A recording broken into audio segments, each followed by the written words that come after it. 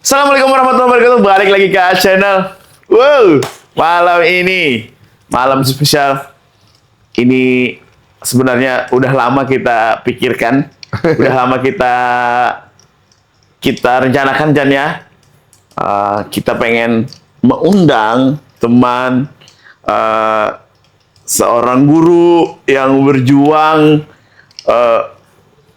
jadi guru honorer. Nah, saya pengen mengangkat itu suka dukanya.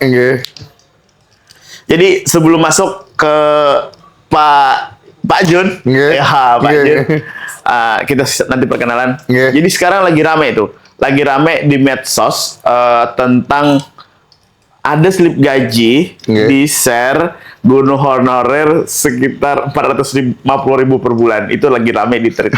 Sampai warga net Malaysia yang komen, mereka honorernya aja puluhan juta mereka dapatnya. Nah, sangat timpang di negeri kita.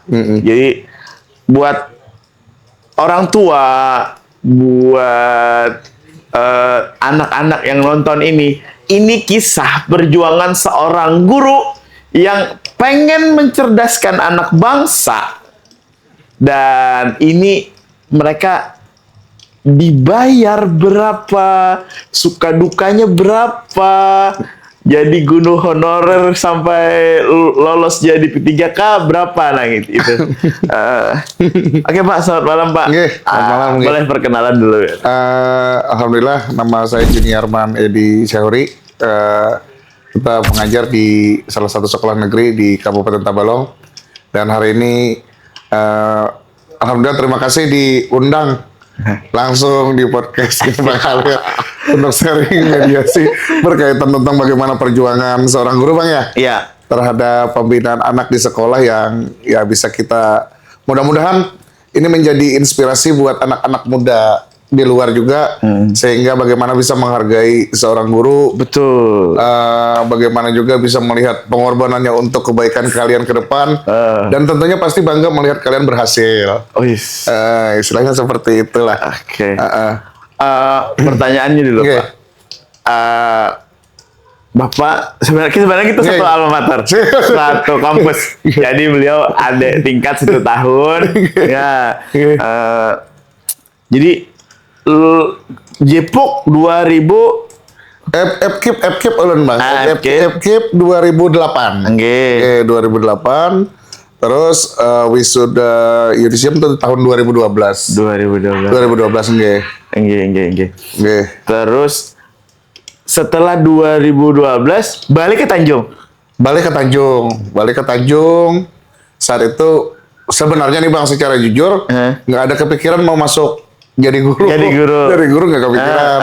Cuman saat itu pas pada waktu berkaitan mau ngelamar di salah satu perusahaan badan usaha milik negeri kan, BUMN, dan di perusahaan swasta juga, kebetulan tuh melegalisir ijazah ke sekolah.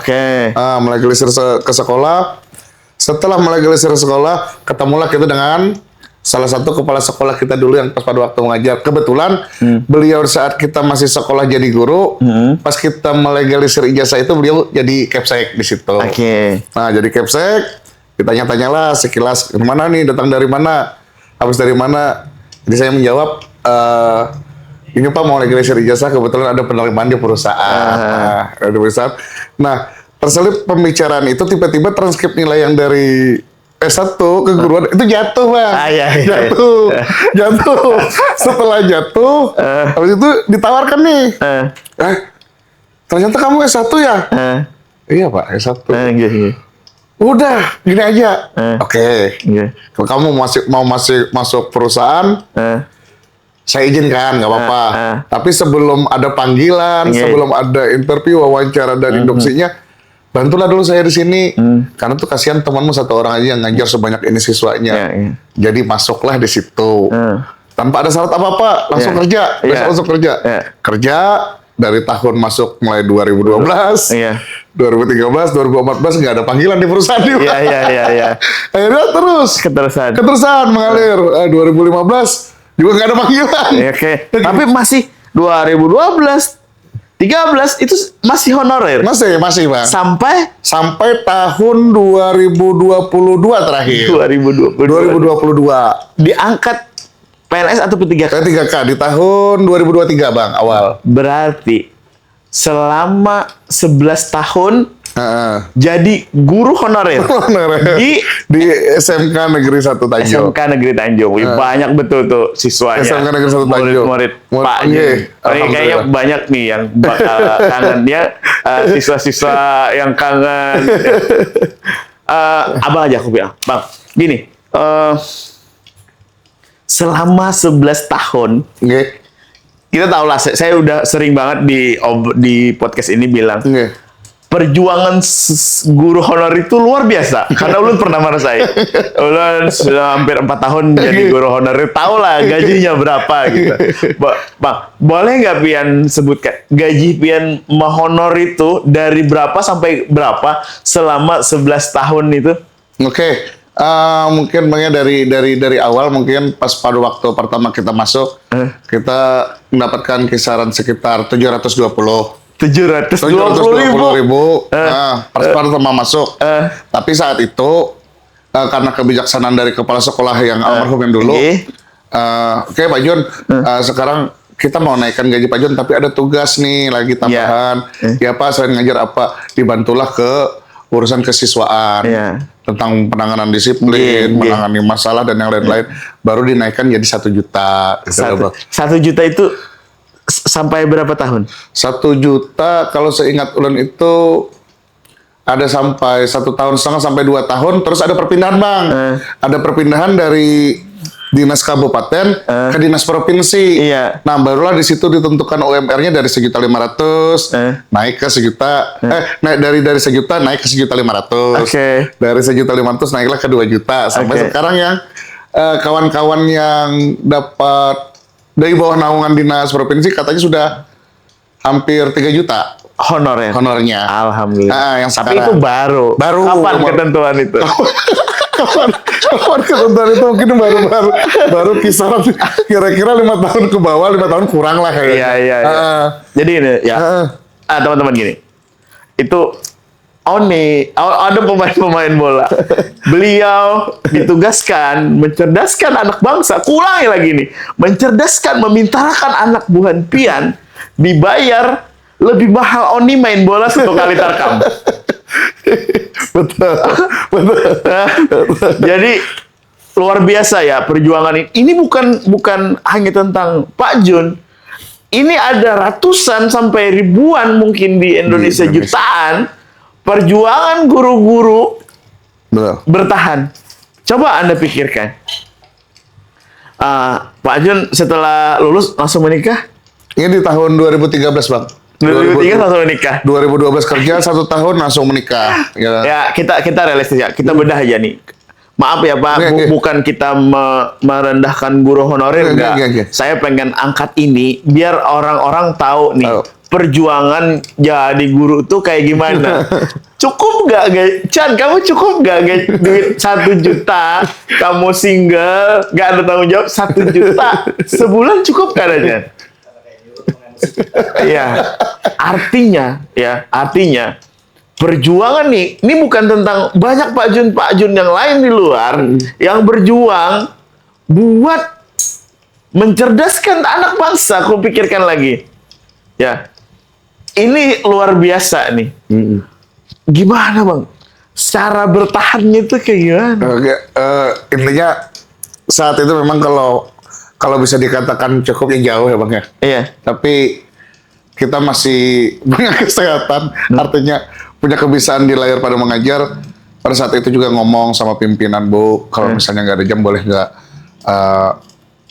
naksi lah, maksudnya tuh travel-travelan lah. Nah, untuk menutupi. Terus juga alhamdulillah berjuang untuk proses itu. Tapi pimpinan fair Bang, fair. Di saat kita nggak ada jam, oke lah silakan. Yang penting tanggung jawab. Nanti kalau misalnya ternyata ketinggalan jam juga, nanti kasih tugas lah. Pimpinan ngerti Bang. Alhamdulillah. Pimpinan ngerti, jadi kita boleh ke sana, boleh ke sini, boleh ke sana ke sini. Dan alhamdulillah juga pada saat itu Bang, ketika pas pada waktu 2013 itu memuncak lapangan futsal di Kabupaten Tabalong tuh baru-barunya dirilis. Lalu animo anak-anak udah banyak mulai belajar berlatih. Nah saat itu oke lah bisa dikatakan saat itu pertandingan tuh sudah rame di futsal Bang ya. Di futsal. Lalu animo anak-anaknya juga mau juga berlatih. Nah disitulah juga untuk menambahi kekurangan-kekurangan yang kita kerja tadi. Jadi pelatih. Jadi supir travel. Apapun lah. Apapun yang bisa kita kerjakan selama itu menghasilkan kita kerjakan. Jadi ulun berkisah ulun sedikit. Jadi pada saat ulun dulu mau honor sama melatih, terus berjualan sepatu, baju jersey, buat bertahan. Jadi lu tahu terus, Bang. Pian mau ajar, istilahnya setara SMA lah. Itu puncak anak mencari jati diri. Kalian berani lah. Dan tadi Pian bilang ditugaskan jadi kesiswaan.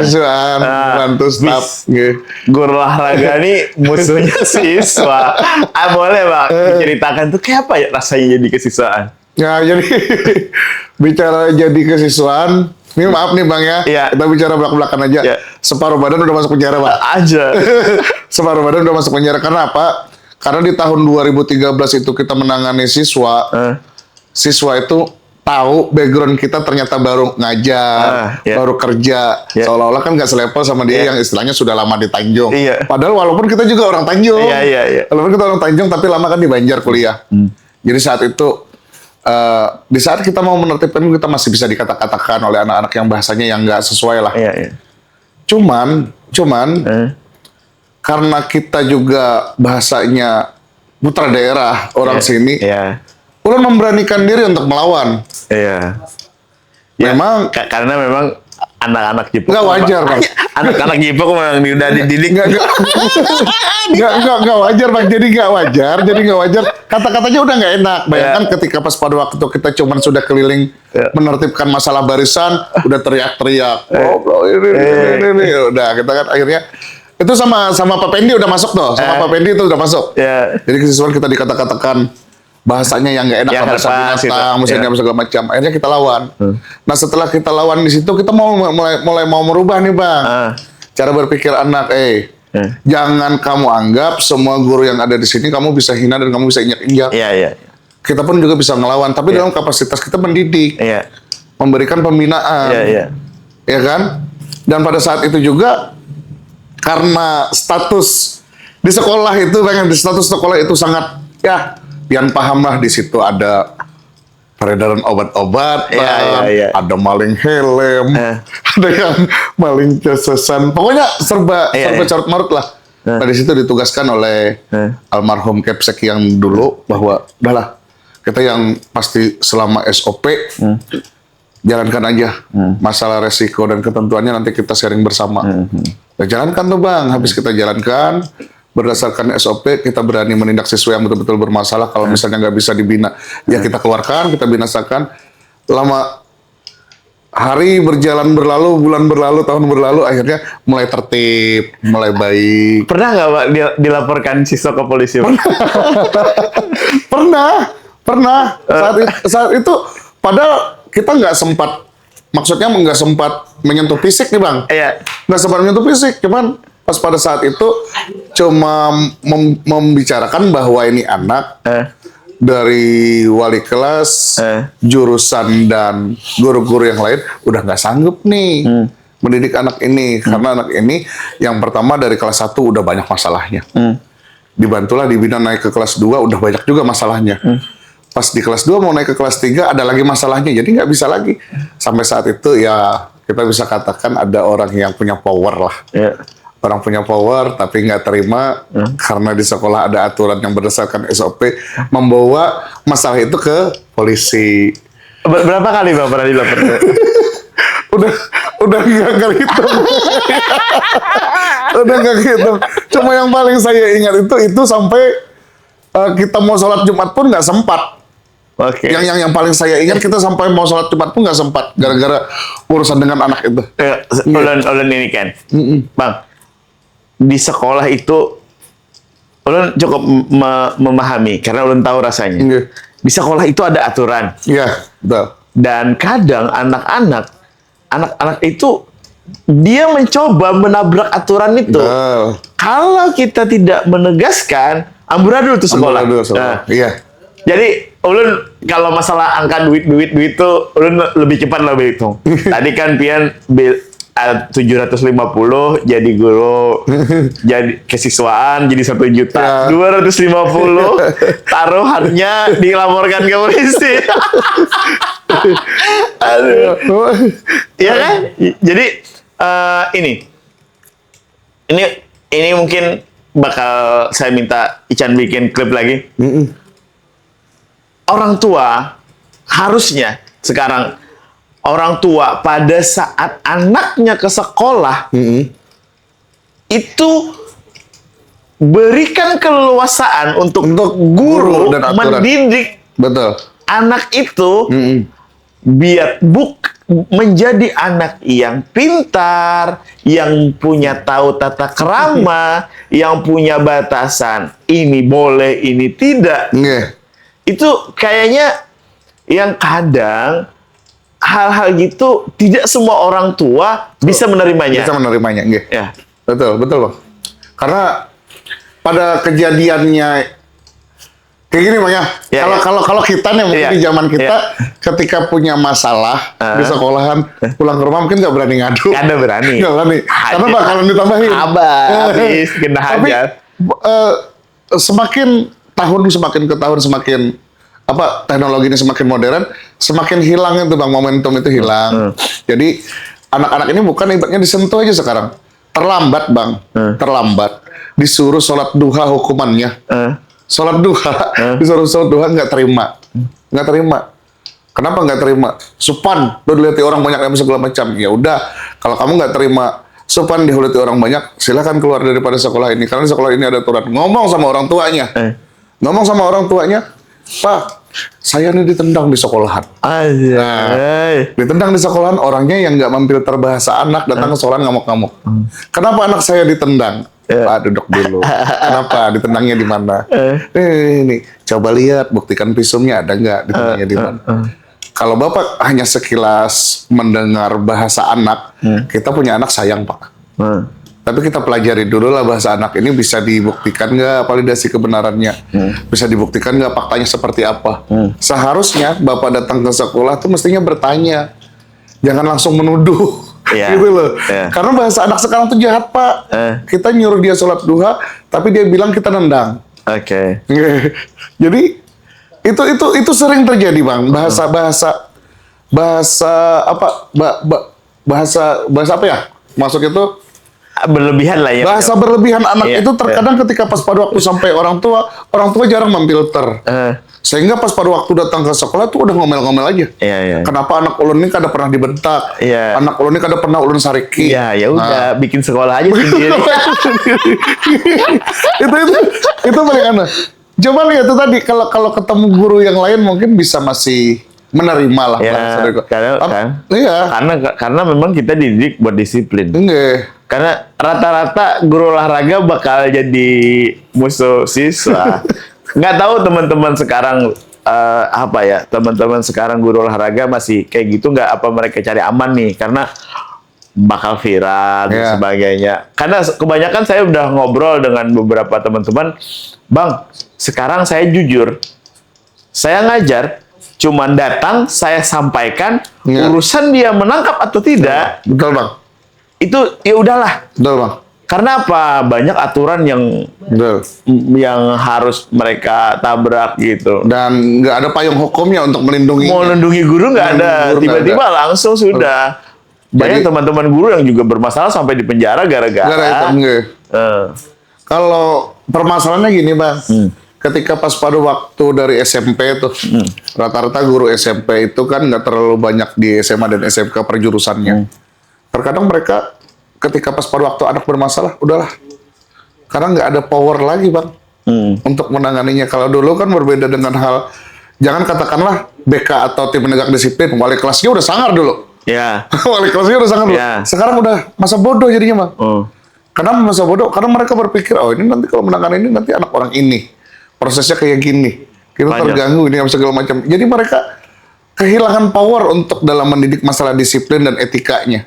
Makanya sekarang itu anak-anak itu cenderung banyak pintar tapi kehilangan adabnya banyak.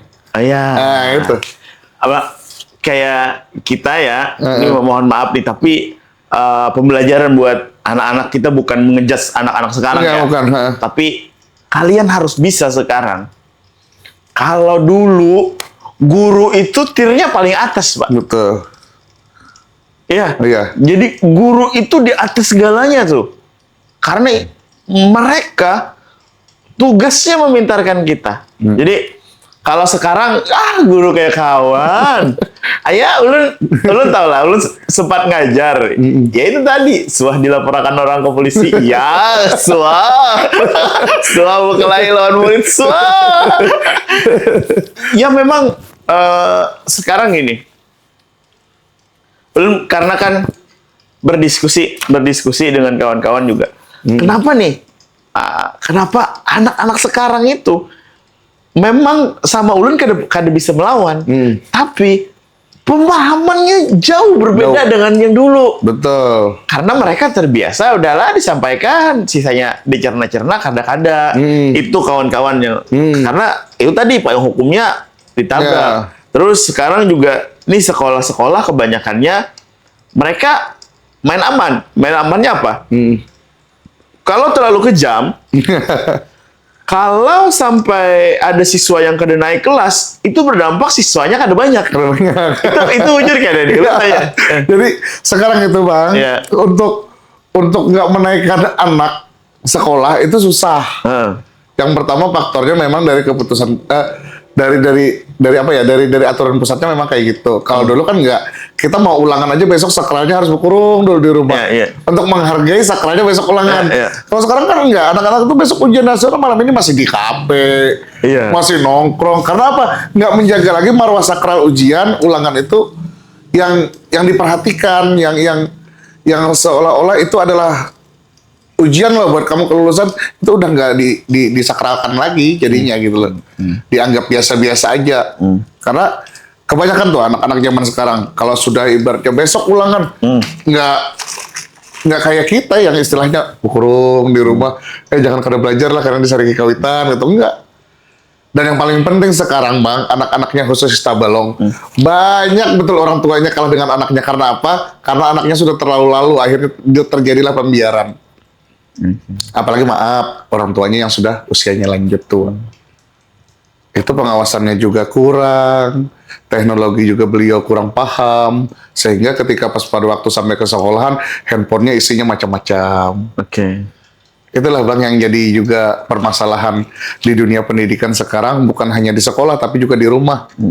Karena rata-rata orang tua itu, apalagi orang tuanya yang sudah lanjut, pasti kalah dengan anaknya.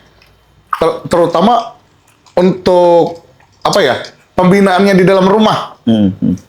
Setelah dia bisa menguasai orang tuanya di dalam rumah, lalu di sekolah dianggapnya sama seperti kayak di rumah.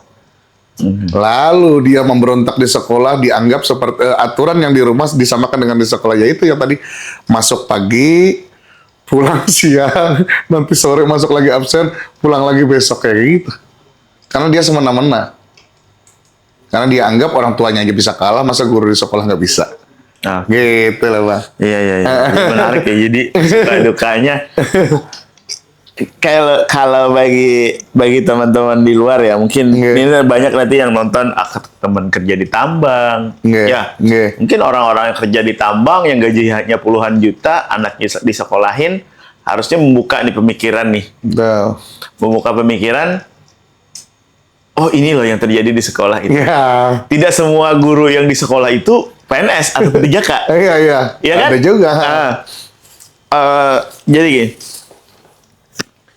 betapa susahnya ya, apalagi kebanyakan guru-guru, setahu saya, guru-guru honorer itu tugasnya lebih banyak daripada guru-guru. Karena apa? Karena ya mengharap lebih dapat ini dapat lebihan. Ada guru-guru yang tua kan bisa mengolah apa dikerjakan nanti guru-guru yang tua dapat sertifikasi dikasih. Nanti kalau misalnya ulun ada kegiatan ke dinas provinsi berurusan tentang pensiun, antarkan itu kan bagian dari mencari kelebihan. Terus ada lagi yang punya keahlian kayak Word dan Excel-nya bagus, buat raport kan. Itu kan kelebihan, Bang. Iya. Oke. Berarti suka dukanya banyak betul ya? Banyak, Bang. Banyak betul. Minum dulu. Ini kopi ini selalu ada di tempat kita nih. Nah, berapa podcast sudah ada terus nih. Kita balik, boleh. Ya, tapi siapa tahu kan kita setiap podcast dikirimi 10 ya kan. Nanti kita tag lah akun-akunnya ya. Setiap podcast 10 masuk. Gak ada iklan nih kan. Makanya ada terus. Bang. Nggak jauh dari olahraga. Siap. Iya kan? Sampai sekarang nggak jauh dari olahraga. Lama mengurus setahun kemudian laos mau urusi futsal. Kayak apa Bang perkembangan futsal di Tabalong? Kalau dulu Bang lah, kalau dari dulu pertama lahirnya futsal di Tabalong ini antusias tinggi lumayan. Dan anak-anaknya pun cepat diadaptasi. Ada adaptasi di futsal cepat. Cuma kalau dulu itu berbeda Bang dengan sekarang. Kendalanya itu kita kada sinkron dengan pengurus yang mengelola. Sehingga apa? Ketika pas pada waktu ingin mengembangkan sesuatu yang ada di daerah, dianggap orang itu sebagai saingan. Saingan yang menenggelamkan organisasi atau kepengurusan yang terjadi dulu. Jadi kita tuh mau membantu sebenarnya bagaimana perkembangan futsal yang ada di daerah ini supaya lebih jauh lah. Lebih mantap lah, lebih bahasanya bisa bersaing lah di ibu kota dan yang lain-lainnya. Cuman dulu banyak kepentingan. Contoh banyak kepentingan gini Bang. Ketika kita berhasil memegang sesuatu binaan yang kita bina, pasti ada sesuatu yang sentimen. Ada yang menghalangi seperti kayak. Tapi kayaknya itu Bang di semua organisasi ada aja. Jadi bahasa yang kayak gitu tuh kan istilahnya ada yang suka, ada yang nggak suka. Betul. Tapi kalau ulun berpikirnya dari awal ulun memegang futsal, yang pertama ulun kadang mau mendengarkan bahasa-bahasa yang memperhambat ulun bergerak. Itu yang pertama. Terus yang kedua, ulun ini punya ambisi di pembuktian. Punya ambisi di pembuktian. Jadi suatu saat, jadi ulun, kalau orang punya persepsi negatif tentang pembinaan yang ulun lakukan, tentang apapun yang ulun kembangkan, silakan. Tapi akan ulun buktikan dengan hasil gitu lah Bang. Akan membuktikan hasil. Jadi alhamdulillah sampai sekarang tuh Bang anak-anak juga bisa memilah.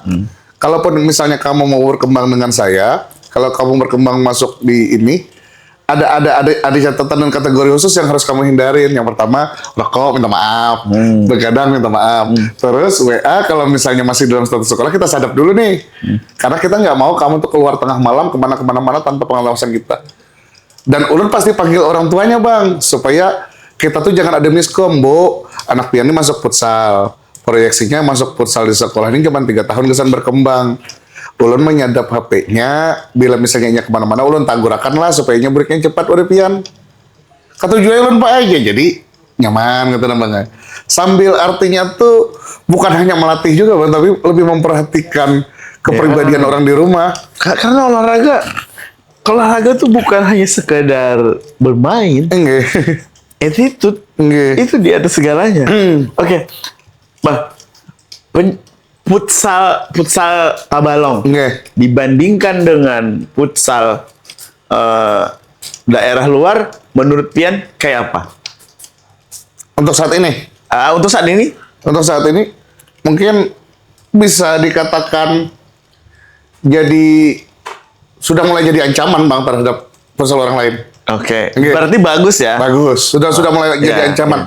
Yang terpenting itu adalah konsepnya bagaimana atletnya mau kerjasama dengan kita. Kalau sudah kita aja yang ngos-ngosan tapi atletnya nggak mau kerjasama, udah nggak bisa kita pastikan. Pasti putus lagi regenerasinya. Tapi kalau misalnya mau terjaga sama seperti yang kayak di 2012 2025 tadi mau terjaga seperti itu, insya Allah pasti positif lah ke depannya. Bukan untuk kita, tapi untuk mereka.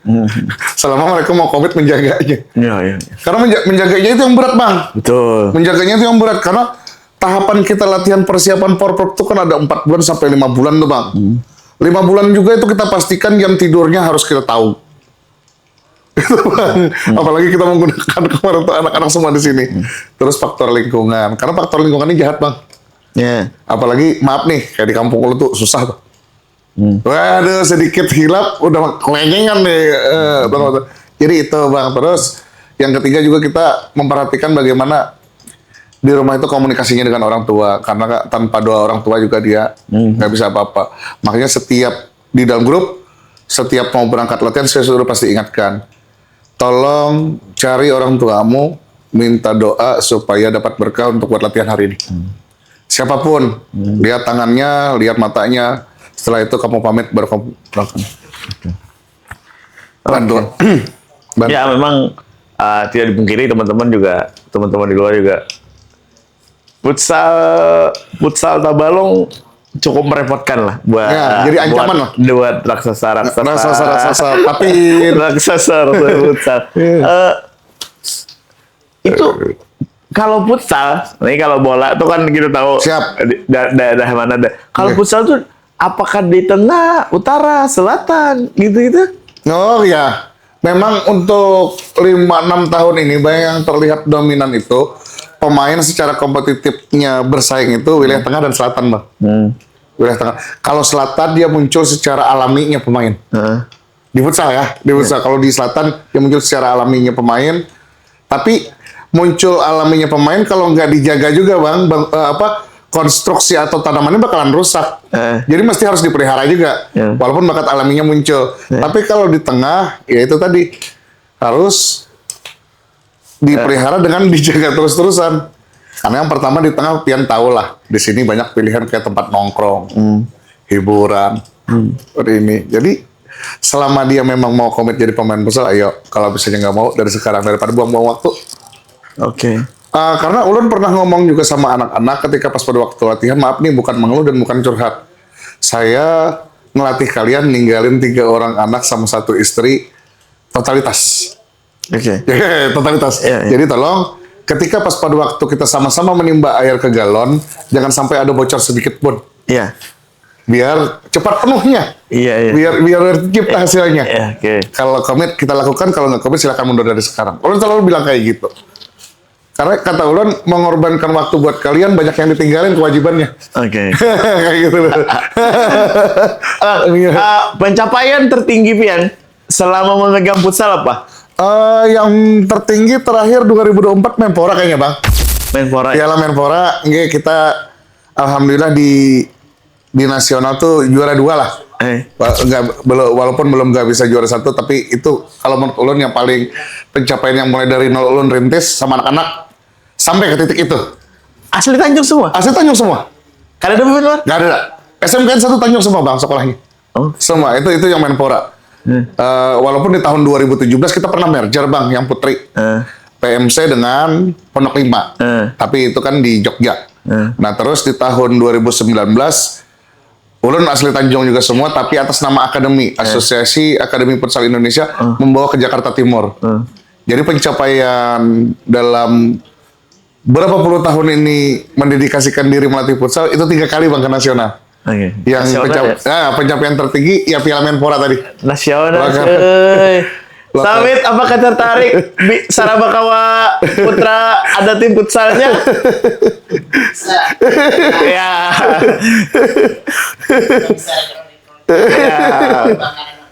Oh iya. Alah kita coba tarkam yang Baraba itu. Iya futsal. Ramadan Cup itu kan lumayan keren tuh. Itu animonya tinggi tuh. Nah, kita coba kita kasih boleh seniornya kita bikin gabung. Anak lokal kita budidayakan. Oke. Nggih. Bang, gini. Kalau bahas pemain futsal atau pemain bola, pelatihnya pasti ulun tanya tuh. Futsal itu berapa? 5 ya? 5. 5. Bang, sebutin dah orang Tanjung 5 pemain futsal terbaik selama Pian melatih. Menurut Pian siapa aja nama-namanya nih? Dari yang pertama Bang ya. Dari pertama yang betul-betul on pegang nih. Tapi anaknya sekarang ACL. Amin Ambon Stimik. Muhammad Amin. Nah, itu anaknya memang dari akademi, Bon. Kamu punya potensi nih. Kamu latihan terus, jaga ini apa segala macam. Sampai sekarang cuman kan sekarang itu cuman dijegal karena ACL-nya Bang. Modal Amin Ambon terus. Amin Ambon terus yang kedua sampai pada saat ini konsisten berjuang di Linus di mana-mana tuh si Taufik Rahman. Yang ketiga itu yang baru lulus kemarin si Nopal. Nopal, apakah masih menjaga perform dirinya nggak tahu. Terus Nopal, ya, 4 udah. Yang keempat. Yang keempat si Iben walaupun kecil tapi otaknya cerdas. Kiper terakhir. Kiper si Dani orang Harway, sekarang masih baru nyusun yudisium di Stimik. Semua sudah kuliah di Stimik. Hah? Jaki kan bukan binaan dari Jaki kan orang selatan. Maksudnya yang binaan dari ulun dari akademi. Iyalah dari akademi. Jadi 5 ya. Jujur ya. Maaf adik-adik. Dari 5-5-nya ulun belum kenal. Kita kan kalau orang lokal Tanjung lah Bang. Orang Tanjung nah itu. Oh iya. Kalau misalnya ada lagi banyak kayak Nopri kan juga sampai sekarang masih aktif di Dewa Terik. Tapi kalau secara keseluruhan Setabalong nih Bang, mungkin yang di wilayah selatan kayak Jaki, kayak Jidin tuh orangnya pekerja keras. Banyak kan? Fenomena pemain dari Kalua ikut klub profesional itu menurut Pian apa ya, bagusnya di sana apa Bang? Yang pertama nih Bang ulun menilai secara keseluruhan kemauan anak yang di selatan dengan di tengah itu lebih tinggi di sana. Nah, mengeksplor dirinya, mencari jati diri secara mandiri, misalnya cari agen-agen tarkam, lebih nekat di sana. Lebih nekat di sana. Kalau di wilayah tengah ini anak-anaknya tuh terkesan minta suapin. Minta suapin. Tapi kalau di selatan mereka mengeksplor diri mereka sendiri. Contoh dulu Pirja. Pirja tuh mengeksplor dirinya sampai ke Liga Pro tuh memang terlihat betul-betul di tarkam. Mobilitas dia bermain. Terakhir kan kita pas pada waktu gabung sama Pirja tuh di 2022 di kandangan Porprov. Nah setelah itu coach saya bilang, Jun, kapten lu tuh siapa namanya? Ini Bang, waktu Papa G masih mau lahir. Pirja Bang, saya izin ya, saya bawa ke Jakarta nih buat persiapan FFP 20. Oh silakan Bang, dengan senang hati. Lu urus izin dengan orang tuanya, saya urus kontraknya. Nah akhirnya salah satu pemain yang ekspor ke Liga Pro saat itu Pirja pas pada waktu ulun megang futsal di Kabupaten Tabalong, walaupun di Banjarmasin juga banyak ya kan. Cuma di Kabupaten Tabalong saat itu Pirja. Siapa lagi Bang di Kalua main futsalnya yang bagus? Si Jaki bagus. Jaki habis itu kalau yang PC-nya kuat, kemauannya lebih tinggi itu si Jidin. Jidin. Duh, PC-nya bermainnya kuat, jiwanya nggak mau kalah gitu, si Jidin. Itu kalau untuk futsal. Boleh Bang digabung, nanti digabung. Oh siap. Digabung. Jamal. Walaupun kamu paling senior Jamal. Iya Jamal tuh sering kesini tuh. Jamal ternyata kiper. Siap kalau dipakai kamu saya pakai. Ya, kita fasilitas itu. Sarabakawa Putra cabang futsal. Wah. Loh, mereka itu sebenarnya potensi daerah yang luar biasa berkembang sekarang, tapi nggak punya indung. Jadi maaf nih Bang, mereka pun di tarkam di Grogot tuh harus orang Kaltim yang pegang. Kayak Jamal, kayak Pirja dan lain-lain itu orang Kaltim malah yang pegang. Padahal mereka tuh di Ramadan Cup. Perwakilan Tanjung tapi pemainnya Tanjung. Nggak mau pemain timnas 2 gitu.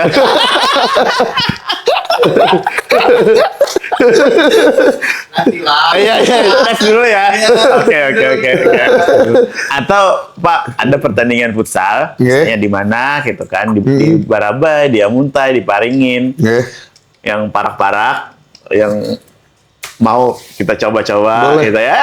Artinya kita support lah. Yang utamanya, ya teknisnya sama di sepak bola. Jadi ulun bergeser sedikit di sepak bola. Itu bridging aja tadi. Di sepak bola kan kita sekarang tim ya. Ini tugas-tugas kita. Aku pengen merangkul teman-teman. Tugas kita. Kita punya tagline. Ya. Sepak bola Tanjung naik level. Kita punya harapan. Oni di Persemar punya lawan sepadan, punya lawan sebanding, banyak. Tapi artinya biar sepak bola kalau lebih maju, makin banyak tim-tim yang bagus, persaingan yang bagus, persaingan yang sehat, ya kan? Iya. Bakal banyak muncul pemain bola yang bagus. Betul. Bang, kalau Pian rasa nih, sekarang sepak bola Tanjung kayak apa? Menurut Pian, apa itu dulu lah pertanyaan dulu. Oke. Kalau ini jujur Bang ya, bukan ibaratnya di hadapan orang yang bicara. Kalau di zaman dulu pas lagi kami main sepak bola, kehidupan sepak bola Tanjung itu di almarhum Paperos. Oke. Saat itu orangnya memang betul-betul mau ngurusin kan, segala macam. Dan mungkin, maaf izin nih kawan-kawan senior yang Persetap mungkin juga pernah merasakan bagaimana almarhum Paperos itu memobilisasi Persetap Tabalong supaya kelihatan naik. Nah, cuman setelah itu nggak ada yang terlihat seperti apa ya Bang ya. Maksudnya daftar aja gitu loh. Maksudnya hadir aja partisipan gitu loh. Tapi gairah untuk menggelorakannya lebih daripada itu nggak ada kayak gitu loh. Karisma di dalam pertandingan mengikuti event pun biasa-biasa aja.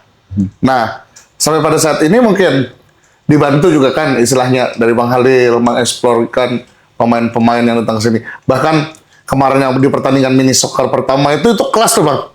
Kelasnya dalam artian kita malah kalau ulun boleh datangkan aja tiap kali pemain luar itu kita musuhin nih dari lokalan nih untuk belajar. Paling kadang memusuhi melihat barang. Dan ulun tertariknya kayak tim Duhat Bang lah. Tim Duhat tuh mampu untuk bersaing. Iya. Jadi maksud ulun, anak-anak Tabalong, ini 60 orang luar nih banyak nih masuk. Ayo kita daftar nih.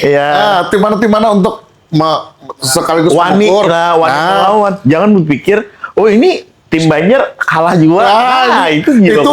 Itu malah kemunduran Bang. Maksudnya siapapun datang, sekalipun Brazil, Thailand, wah ini jadi semangat kita nih. Gimana tuh? Karena nggak apa istilahnya nggak tiap hari nih. Nggak tiap hari nih. Ini tempat baru. Kalau ulun ibaratnya lebih tertarik kayak gitu. Bahwa tim lokalan atau beberapa tim lokalan, nih orang luar datang saatnya nih.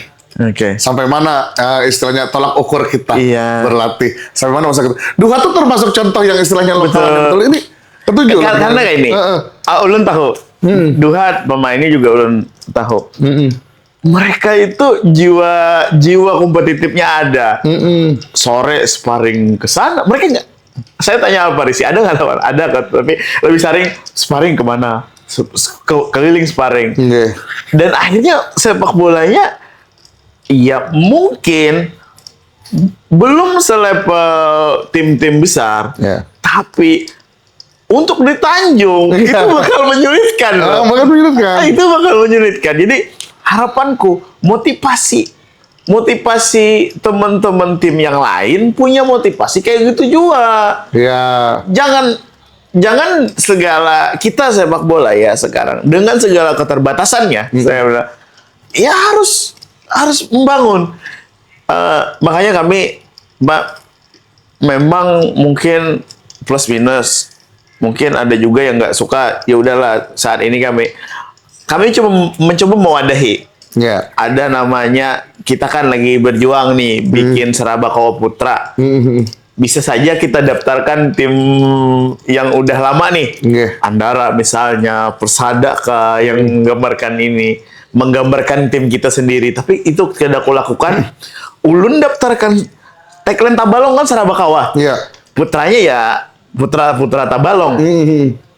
Itu bakal menjadi tim yang mewakili warga Tabalong. Iya. Orang Kalua, Sarabakawa Putra. Orang Muara Uya, Sarabakawa Putra. Orang Tanjung, Sarabakawa Putra. Ayo bantu tim ini. Impiannya itu tadi. Betul. Impiannya apa? Main di Liga 2. Ayo kita nonton Sarabakawa Putra musuh Persipura main di Stadion Lumbatan. Aja. Gak ada salah kan? Iya. Mungkin saja kada sekarang. 5 tahun lagi, 10 tahun lagi. Tapi kalau kada dimulai, kapan? Kalau kada bermimpi, kapan? Iya, kapan? Bisa jadi aku udah ini tapi ada penerusku lagi yang bakal melanjutkan itu gitu. Makanya sekarang kita anak buah Pian banyak. Sekarang Kos Alam lagi berjuang U17 kita daftarkan. Kita mau adakan pertandingan antar kecamatan, kita bakal rilis juga antar usia juga. Itu bentuk kita mau membangun sepak bolanya, Pak. Betul, Bang. Harapan ulun itu tadi ini sebagai juga harapan ulun ini bakal menjadi cikal bakal kemajuan sepak bola Tanjung. Juga himbauan ulun buat teman-teman, buat masyarakat Tabalong, ya. Buat sekarang coba rubah mindsetnya. Apa-apa hal yang kayak kejadian yang di sana di Tanta kemarin, tahan jempol, cari tahu dulu apa permasalahannya. Jangan langsung ngejudge, langsung membungkus semuanya. Cari tahu dulu apa yang terjadi. Hai, tidak sesimpel itu. Bahkan saya sering ke Samit. Kamu boleh tidak suka Pak Jun. Kamu boleh kada suka, kada sependapat. Kamu kada suka Kos Alam, boleh. Tapi kamu jangan benci sepak bolanya. Bang. Ulun pernah di posisi, ulun banyak ngomong sedikit. Suatu ketika ulun melatih Liga 4. Di tahun berikutnya Liga 4 dipegang yang lain. Apa yang ulun lakukan? Bang, orang nanya, orang banyak, wih itu sih, ada pelatihnya kayak gini, pengurusnya kayak ini. Ulun kada pernah berpikir kayak gitu. Entah ulun suka kada suka dengan pelatihnya. Ulun datang ke stadion, duduk ulun bayar, berapa ding tiketnya? Duduk, nonton, apa simpelnya? Sudah. Sekarang kawan-kawan ada yang mengadakan event sepak bola. Jangan lagi mikir, aduh bayar, parkir bayar. Ayo sekarang, itu pasti kesan.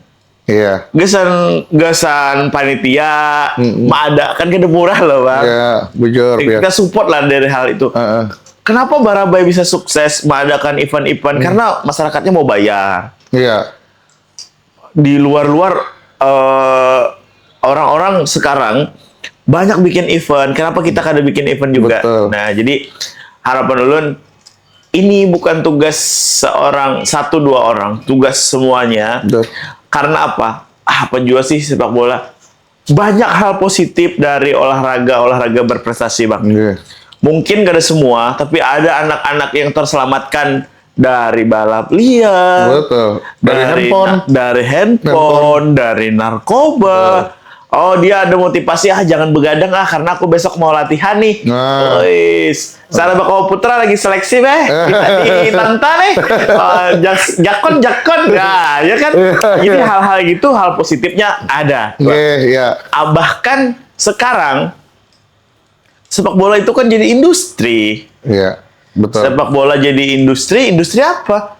Ya banyak orang bahkan untuk ke profesional, tanpa profesional pun Tarkam pun menjanjikan sekarang. Betul, menjanjikan. Pemain Tarkam yang gajinya lebih besar daripada kerja di tambang, Bang. Mereka lebih kerja daripada bulan.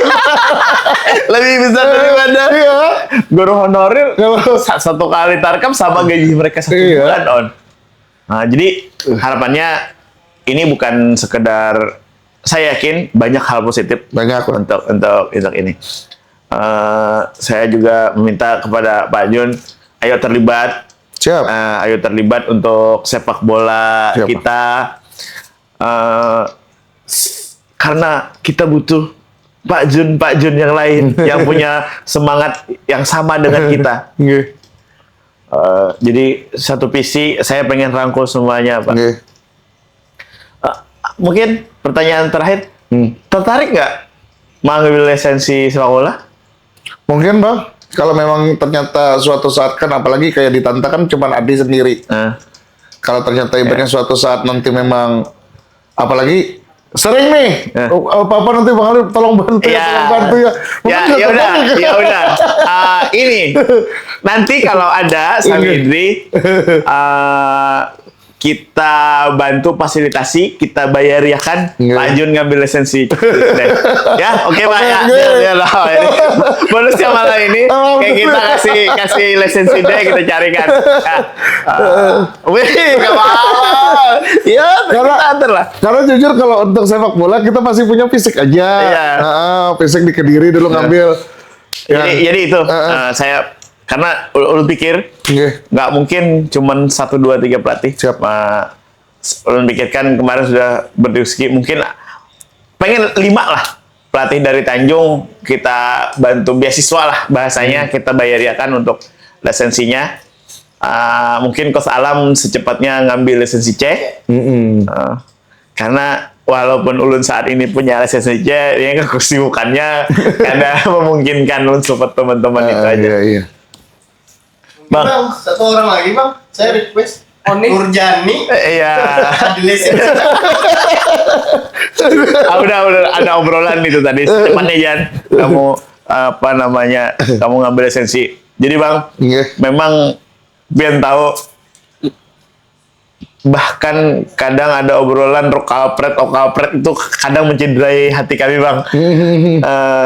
Ulun menyadari bukan orang Tanjung, tapi alhamdulillah KTP ulun Tanjung, ulun cari nafkah di Tanjung, kuitan ulun sudah di sini, keluarga di sini, dan pure ulun pengen memajukan sepak bola Tanjung. Bahkan di sini Samit bukan orang Tanjung, semuanya lu katanya. Tapi ulun yakin niat kami pengen Tanjung sepak bolanya maju. Tapi insya Allah Bang, menurut ulun nih ya, menurut ulun pemikiran positif yang terhadap Buan Pian, dedikasinya terhadap kabupaten ini, hanya orang-orang yang masih belum sadar aja, yang istilahnya berkomentar tentang ini, hanya orang masih belum sadar. Tapi kalau sudah merasakan kesadaran daripada dampaknya Buan Pian ada di sini, mungkin ya perlahan lah, karena kita tugasnya cuma memberikan kebaikan terhadap orang, untuk memberi hidayah nggak bisa. Jadi untuk menyadarkan orang supaya bisa sadar bahwa ternyata kita tuh memang ada manfaatnya di sini gitu lah. Itu kan nggak semudah itu mengingatkan untuk semua orang. Tapi insya Allah ke depan kawan-kawan banyak aja yang pintar kok. Ya, siap. Bang, terakhir. Sedikit aja, mungkin sedikit aja. Harapan Pian buat sepak bola dan futsal Tanjung apa?